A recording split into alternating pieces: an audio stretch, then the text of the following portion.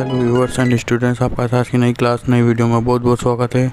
आज अपन लास्ट आपका guest paper integrated second year या बीएस सेकेंड ईयर का सेकंड पेपर का आर्थिक एवं संसाधन भूगोल के मोस्ट टाइम पे क्वेश्चन देखेंगे, जो परीक्षा के लिए आपके अति महत्वपूर्ण है 2023 के पेपर के लिए। ठीक है, तो पहले अपन पार्ट ए से शुरू करेंगे। पहला पार्ट में यानी कि 2 नंबर वाले जो क्वेश्चन होते हैं आपके 10 क्वेश्चन आएंगे या 7 क्वेश्चन आते हैं शायद, उसमें आने की पूरी संभावना वाले क्वेश्चनों को देखेंगे।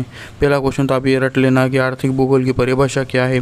अलग अलग ऑथर ने अलग अलग दे रखी है, आपको अपने अनुसार एक परिभाषा कोई सी भी बना लेनी और उसको याद कर लेनी। ठीक है, पहला क्वेश्चन ये आने की पूरी संभावना है, तो इसको स्टार करके लिख लेना। दूसरा क्वेश्चन है आपका प्राथमिक आर्थिक क्रियाओं में किन्हें सम्मिलित किया गया है। तो प्राथमिक आर्थिक क्रियाएं, द्वितीयक आर्थिक क्रियाएं, तृतीयक आर्थिक क्रियाएं, ये आप अच्छे से जानते होंगे। नहीं पढ़ा है तो मैंने यूट्यूब पर चैनल पर वीडियो डाल रखी है, आप प्लेलिस्ट में जा कर के देख सकते हैं। तो प्राथमिक आर्थिक वर्ग में आदिम कृषि पालन, आदिम जो आखेट होता है वो होता है, कृषि होती है, जो पुराने तौर तरीक़ों से जो होता है वो सब किस में आता है, प्राथमिक आर्थिक क्रियाओं के अंतर्गत आता है। उसके बाद आपका 3rd नंबर का क्वेश्चन ये भी रट लेना आप, संसाधन का अर्थ क्या है। वे समस्त वस्तुएं जो प्रकृति से ली जाती है या खोद कर निकाली जाती है और मानव के उपयोगी होती है, वो सब क्या कहलाती है, संसाधन कहलाती है। ठीक है, अगला क्वेश्चन है आपका, कोयला कितने प्रकार का होता है। तो एंथ्रेसाइट, लिग्नाइट, बिटुमिनस और पीट। कोयला 4 प्रकार का होता है। ठीक है, तो ये याद रखना आप।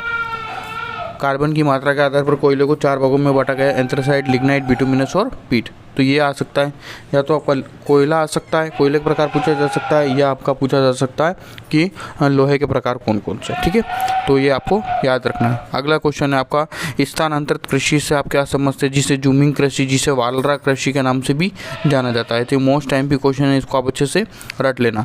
इसमें क्या होता है कि जैसे एक खेत है, वहाँ पर जो वनस्पति थी उसको जला दिया गया, उसको साफ कर दिया गया, फिर वहाँ पर कृषि की गई और उसको छोड़ करके फिर अगले खेत में चले गए, फिर वहाँ पर जलाया, फिर वहाँ पर कृषि, फिर छोड़ करके अगले खेत में चले गए।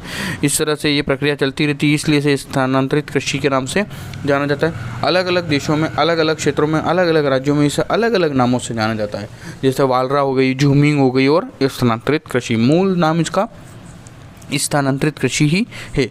अगला क्वेश्चन आपका, खनिजों का संक्षिप्त वर्णन दीजिए। तो वे समस्त पदार्थ जो खनन द्वारा जमीन से खोद कर निकाले जाते हैं, जो संसाधन रूपी होते हैं, उन्हें क्या कहा जाता है, खनिज कहा जाता है।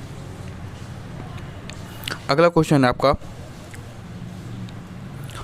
व्यापार से आप क्या समझते हैं। तो ट्रेड से आप क्या समझते हैं, आप आराम से लिख सकते हैं, छोटा क्वेश्चन बनने की पूरी संभावना है। अगला क्वेश्चन है, जनसंख्या समस्या से आप क्या समझते हैं। अब जनसंख्या होनी चाहिए, लेकिन जनसंख्या की समस्या नहीं होनी चाहिए। जनसंख्या समस्या से सीधा सा आपका ये है कि वृद्धि नहीं होनी चाहिए, अतिवृद्धि कह सकते हैं अपन। अतिवृद्धि यानी बहुत अधिक वृद्धि नहीं होना चाहिए, धनाधिक्य नहीं होना चाहिए, यानी कि जितना संसाधन है उससे कम जनसंख्या होना चाहिए। अगर मान लो कि किसी क्षेत्र में 100 तरह के संसाधन हैं और वहाँ पर 80 जनसंख्या निवास करती है, तो ये होगा जनसंख्या संतुलन। लेकिन किसी जगह 100 संसाधन और वहाँ पर 110 जनसंख्या निवास करती है, तो ये अधिक जनसंख्या हो जाती है, तो जहाँ पर जनसंख्या की समस्या उत्पन्न हो जाती है। अगला क्वेश्चन आपका, WTO क्या है। वर्ल्ड ट्रेड ऑर्गेनाइजेशन, विश्व व्यापार संगठन क्या है, कब स्थापित हुआ और कहाँ इसका मुख्यालय, ये आपको पढ़ के जाना है। अगला है, पवन ऊर्जा क्या होती है। तो आप विंड एनर्जी के बारे में अच्छे से जानते हैं, पवन चक्कियाँ आपने देखी होगी।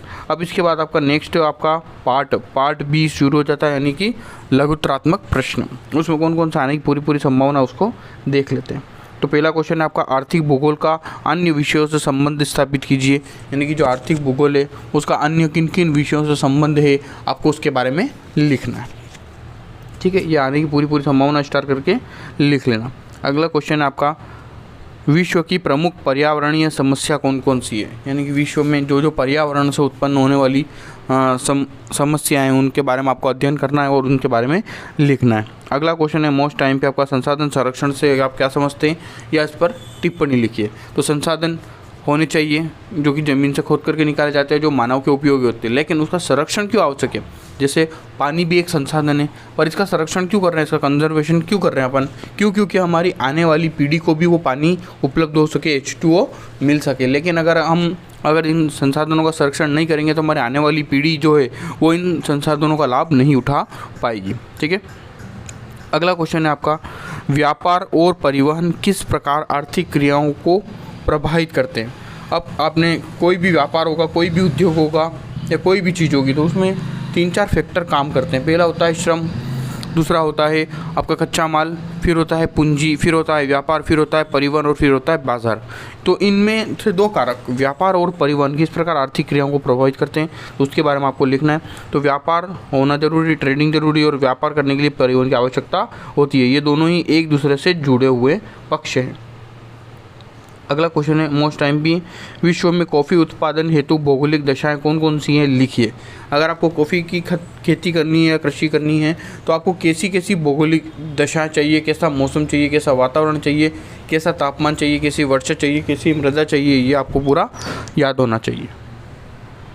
ठीक है, अगला क्वेश्चन आपका ये भी IMP है, विश्व में लौह अयस्क के उत्पादन पर टिप्पणी लिखिए कि कहाँ कहाँ किन किन देशों में सर्वाधिक लोहे का उत्पादन होता है।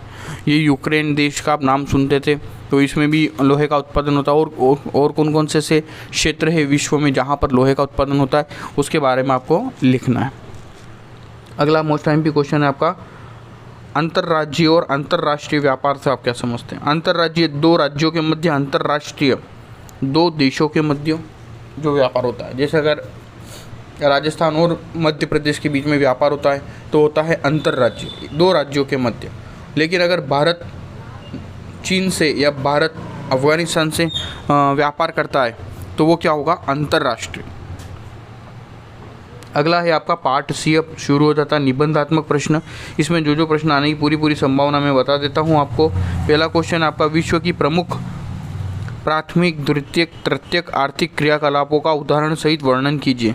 ये तीनों पढ़ लेना आप, छोटा क्वेश्चन तो आएगा ही आएगा, बड़ा भी क्वेश्चन पक्का आने वाला है कि विश्व की प्रमुख प्राथमिक आर्थिक क्रिया कौन सी है, द्वितीयक आर्थिक क्रिया कौन सी और तृतीयक आर्थिक क्रियाएँ कौन सी है। प्राथमिक में आदिम कृषि, आदिम आखेट, ये सब आता है, पशुपालन। द्वितीयक में आपका व्यापार आ जाता है और परिवहन आ जाता है। तृतीयक में सेकंड में तो विनिर्माण उद्योग आ जाता है। जैसे लकड़ी है, लकड़ी कहाँ से मिलेगी, तो आपको प्राथमिक आर्थिक क्रियाओं से मिलेगी।